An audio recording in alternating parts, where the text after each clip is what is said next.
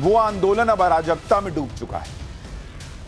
सवाल उठ रहे हैं कि नेपाल का फ्यूचर क्या है, नेपाल को लीड कौन करेगा, वहां पर स्टेबिलिटी कैसे आएगी, और ये भारत के लिए, मोदी के लिए कितना बड़ा चैलेंज हो गया है।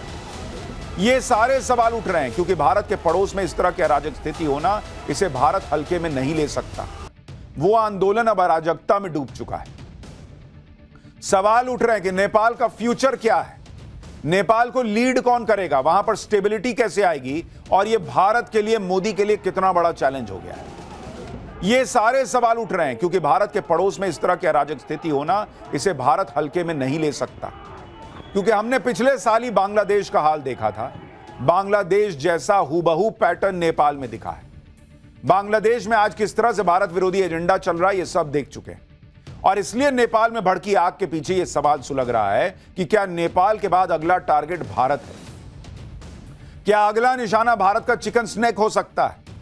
अगर आप भारत के चिकन स्नैक का मैप देखेंगे तो उसमें एक तरफ नेपाल है और दूसरी तरफ जो है बांग्लादेश है। आप देखिए, ऊपर नेपाल, नीचे बांग्लादेश, और बीच में जो वो पतला सा हिस्सा है वो चिकन स्नैक है। और अब बांग्लादेश में कट्टरपंथी बैठे हैं, नेपाल में बांग्लादेश वाला पैटर्न दिख रहा है, सरकारों को गिरा दिया गया, अराजकता फैल चुकी है। क्या मोदी के नए भारत को टारगेट करने के लिए अब चिकन स्नैक निशाने पर आ सकता है? क्या कोई बड़ी साजिश का हिस्सा है जो नेपाल में हो रहा है?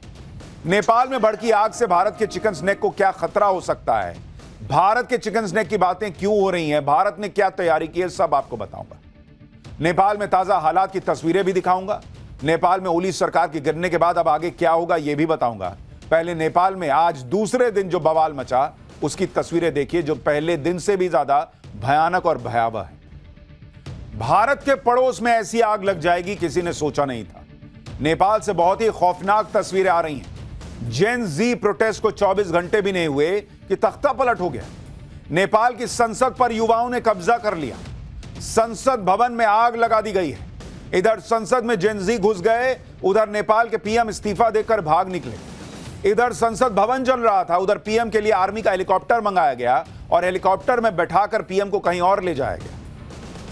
ऐसे हालात 24 से 48 घंटे के अंदर नेपाल में बन गए और जेन जी का आंदोलन बताया जा रहा है। नेपाल के पीएम ही नहीं भागे, कई मंत्री और नेता भी इसी तरह भागे। जो नहीं भाग गए वो कैसे जेन जी के हाथ चढ़ गए, इस आंदोलन के हाथ चढ़ गए, क्या हाल हुआ उनका, देखकर आपके रोंगटे खड़े हो जाएंगे। नेपाल के जो नेता और मंत्री भाग नहीं पाए और भीड़ के हत्थे चढ़े, उन्हें दौड़ा दौड़ा कर भीड़ ने पीटा है बॉस। उनके घरों में आग लगा दी है। जैसे आप ये वीडियो देखिए, इसमें नेपाल के वित्त मंत्री को, फाइनेंस मिनिस्टर को देखिए कैसे दौड़ा के पीटा जा रहा है, और ये देखिए कैसे लात मारा जा रहा है। ये वित्त मंत्री विष्णु प्रसाद पौडेल हैं, जो प्रदर्शनकारियों से बचने के लिए भाग रहे हैं। आप देखिए, नेपाल के वित्त मंत्री को भीड़ सड़क पर मार रही है और प्रदर्शनकारी किसी की सुनने वाले नहीं। देखिए वित्त मंत्री को कैसे पकड़ा हुआ है, जैसे गली में मारपीट होती है वैसे, और वित्त मंत्री को लात मारकर गिरा दिया गया। पकड़ कर खोपचे में ले गए, भीड़ उधर लेकर चली गई। ये आप तस्वीरें देखिए, क्या नेपाल में स्थिति है कि वित्त मंत्री, देश का फाइनेंस मिनिस्टर दौड़ रहा है, भाग रहा है और लात मारी जा रही है, उसको पटक दिया जा रहा है, मार के गिरा दिया जा रहा है। नेपाल की स्थिति को आप इसी से समझ सकते हैं। एक और वीडियो देखिए जिसमें पौडेल जब नदी पार करके भागने की कोशिश कर रहे थे। आप देखिए, वो आदमी ने सोचा नदी पार करके भाग जाऊं, तो पीछे से लोगों ने आकर पकड़ लिया और पीटने लगे कि नदी पार करके कहां भाग रहे हो, अभी और मारेंगे तुम। लोग इतने गुस्से में थे कि वित्त मंत्री पौडेल के कपड़े उतारकर सड़क पर घसीट रहे थे। ये देखिए हालत, ये नेपाल के वित्त मंत्री हैं, कपड़ा फाड़ दिया लोगों ने, अंडरवेयर सिर्फ बचाया और उसमें उठा के सड़क पर घसीट रहे हैं उसको। प्रदर्शनकारी मंत्रियों को पकड़ने के लिए उनके घरों पर धावा बोल रहे थे, और अगर मंत्री उनकी पकड़ में नहीं आ रहे थे तो घरों में आग लगा दे रहे थे। जैसे आप ये वीडियो देखिए, ये नेपाल के ऊर्जा मंत्री दीपक खड़का का घर है। यहां प्रदर्शनकारियों ने धावा बोल दिया, मंत्री तो बचकर निकल गए, लेकिन उनके घर में नोटों की गड्डियां मिली, जिन्हें प्रदर्शनकारियों ने हवा में उड़ा दिया और घर को भी आग के हवाले कर दिया। प्रदर्शनकारियों ने नेपाल के गृह मंत्री रमेश लेखक के घर पर भी अटैक कर दिया। गृह मंत्री, होम मिनिस्टर, जिसके पास पूरी पावर होती है, जिसकी रिस्पॉन्सिबिलिटी होती है कानून व्यवस्था की। आप देखिए, गृह मंत्री का घर अटैक कर दिया और कल ही उन्होंने इस्तीफा दे दिया था। लेकिन प्रदर्शनकारी इतने गुस्से में थे कि उन्होंने गृहमंत्री के घर में तोड़फोड़ की, घर का सामान बाहर सड़क पर पटक दिया और फिर वहां आग लगा दी। देखिए कैसे सब घुस गए, पूरा सामान उठा उठा के बाहर लाए और वहां पे पटक के वहीं आग लगा दी। कोई मंत्री छोड़े नहीं, मंत्री नहीं मिला तो घर छोड़े नहीं, ये हालत थी भीड़ की। यहां तक कि भीड़ ने आज नेपाल के प्रधानमंत्री का घर भी फूंक दिया। केपी ओली के निजी आवास को भी प्रदर्शनकारियों ने आग के हवाले कर दिया। ओली का यह घर काठमांडू बख्तपुर में है, जहां प्रदर्शनकारियों ने घुसकर इसे आग लगा दी। पूरा घर आग की लपटों और काले धुएं से गिर गया। आप तस्वीर देखिए, फुल फ्रेम दिखाइए किस तरह से आग लगाई गई। पीएम का घर है। प्रधानमंत्री ओली के घर को आग के हवाले करने के बाद प्रदर्शनकारियों ने सेलिब्रेट भी किया, डांस करके खुशी का इजहार किया। जलते हुए घर के सामने प्रदर्शनकारी कैसे खुशी मना रहे थे, आप उसकी तस्वीरें देखिए। केपी ओली का हाल वैसा ही हुआ जैसे बांग्लादेश में, आपको याद होगा, शेख हसीना का होगा। नेपाल में सेम पैटर्न दिख रहा है जो बांग्लादेश में हुआ था।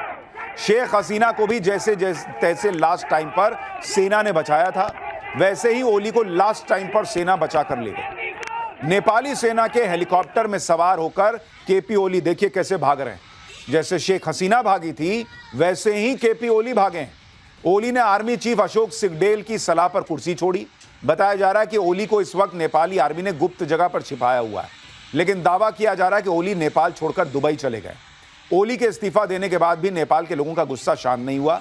केपी ओली के खिलाफ नेपाल के युवाओं के दिल में कितनी नफरत भर गई है, आप पहले इसको सुनिए, फिर आपको दिखाता हूं कि भीड़ ने आज जो किया है, आपने देखेंगे तो आपके रोंगटे खड़े हो जाए। इसका मोटिव यही है कि ओली को रिजाइन करें। नहीं, उसको रिजाइन करने से कल जो जितने लोग मरे थे वो वापस आ जाएंगे क्या? तो क्या चाहते हैं आप लोग? वो उसे ना इसी तरह से, जिस तरह से टायर जलाया गया है ना, उसी तरह से जला देंगे ना तो वो खुश हो जाएंगे, सब खुश हो जाएंगे। इसी तरह के भी ओली को जलाएंगे ना तो सब खुश हो जाएंगे। वरना उसको रिजाइन करने से, उसने राजीनामा देने से कुछ नहीं होने वाला। कल जो लोग थे वो वापस आएंगे क्या? जितने मरे बेचारे, इतने सारे छोटे छोटे बच्चे मर गए थे, वो वापस आ जाएंगे क्या? इसीलिए उसे राजीनामा देने की जरूरत नहीं है। खुद अपने आप को आग लगा दे, वो अच्छा बात होगा। फिर सब लोग खुश हो जाएंगे, कोई कुछ नहीं बोलेगा। यही चाहते हैं बस। भी हो जाए, केपी ओली को मरना चाहिए। उसको हम मार दूंगी, अभी की अभी। मैं मारूंगा, मैं देख लो, मैं मारूंगा केपी ओली को, मैं मारूंगा। इतना साना बच्चा, मैं मारूंगा। मैं मेरा 24 वर्ष एज है, मैं मारूंगा। मैं सिंगल मारूंगा, मैं सिंगल। वो खाली आ जाए यहाँ पर, मैं मारूंगा। आप लोगों का गुस्सा देखिए। कहा जा रहा है ये जेन जी का आंदोलन है, ये सारे यूथ हैं, युवा हैं, पढ़ने लिखने वाले लोग हैं, लेकिन आप इनका गुस्सा देखिए। कह रहे हैं कि मैं देश के प्रधानमंत्री केपी ओली को मैं मार दूंगा। वो लड़की कह रही है कि उसको जिंदा जला देंगे सड़क पर। केपी ओली को तो समय रहते सेना ने बचा लिया, लेकिन नेपाल में भीड़ का आज जो गुस्सा दिखा, उससे कोई बचने वाला नहीं। जिस तरह से संसद भवन को जेन जी ने फूंक डाला, उससे घंटों तक संसद भवन जलता रहा। जबरदस्त धुआं कई घंटों तक दिखा। सिंह दरबार, जहां सारे मंत्रियों के ऑफिस हैं, जहां से नेपाल की पूरी सरकार चलती है, वहां पर कब्जा कर लिया गया और वहां तोड़फोड़ की गई। देखिए कैसे संसद जल रही है नेपाल की। नेपाल के सुप्रीम कोर्ट को जेन जी ने फूंक दिया। इनकम टैक्स के ऑफिस पर हमला कर दिया। कोई ऐसा सरकारी संस्थान नहीं था जहां अटैक नहीं हुआ।